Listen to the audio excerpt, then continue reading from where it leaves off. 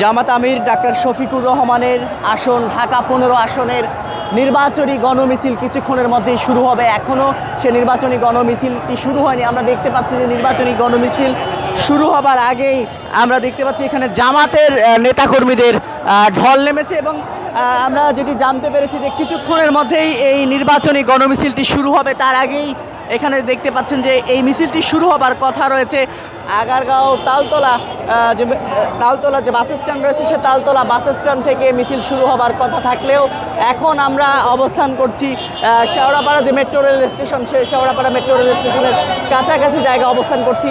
এখন পর্যন্ত এই মিছিলটি শুরু না হলেও নেতাকর্মীদের উপচে পড়া যে ঢল সে উপচে পড়া ঢলটি কিন্তু আপনারা এই মুহূর্তে আমাদের মাধ্যমে দেখতে পাচ্ছেন যে পুরো এলাকা জুড়ে জামাতের নেতাকর্মীদের উপচে পড়া ঢল নেমেছে এবং কিছুক্ষণের মধ্যে জামাত আমির ডাক্তার শফিকুর রহমান এখানে উপস্থিত হলেই এই মিছিলটি শুরু হবে তেমনটি কিন্তু আমরা জানতে পেরেছি।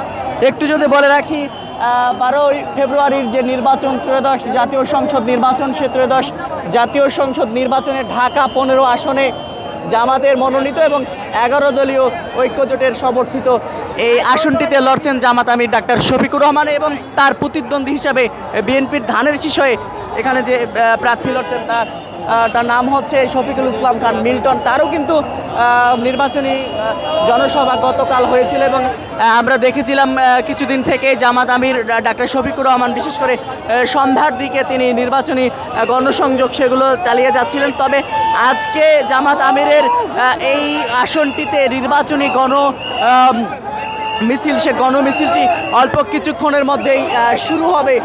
এই গণমিছিলটি সে গণমিছিল শুরু হবার আগেই কিন্তু এখানে উপচে পড়া ঢল কিন্তু আমরা দেখতে পাচ্ছি এবং আপনাদেরকে দেখাচ্ছিলাম যেটি একদম শুরু হবার কথা ছিল আগারগাঁও তালতলা বাস স্ট্যান্ড থেকে বাস স্ট্যান্ড থেকে যেটি শুরু হবার কথা ছিল তার আগে কিন্তু হাজার হাজার নেতাকর্মীদের ঢল নেমেছে তেমনটি কিন্তু আমরা দেখেছি এবং দেখতেই পাচ্ছেন যে নেতাকর্মীরা বেশ উচ্ছ্বসিত। তারা জামাত আমিরের অপেক্ষা করছেন।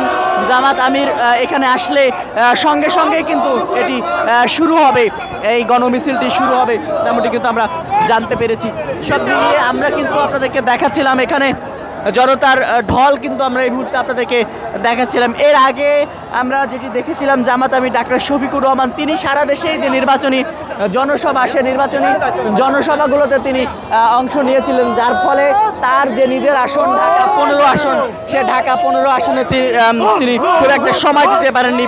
তবে নির্বাচনের শেষের দিনগুলো যত ঘনিয়ে আসছে শেষের দিনগুলোতে যেহেতু সারা দেশব্যাপী নির্বাচনী জনসভাগুলো কমে গেছে, যার ফলে তার নিজের আসন ঢাকা 15 আসনে তিনি এখন গণসংযোগ করছেন, গণমিছিলে অংশ নিচ্ছেন তেমনটি কিন্তু আমরা দেখতে পাচ্ছি। তো এই ছিল এখন পর্যন্ত ঢাকা 15 আসন জামাত আমির ডাক্তার শফিকুর রহমানের 15 আসনের নির্বাচনী গণমিছিলের সর্বশেষ পরিস্থিতি।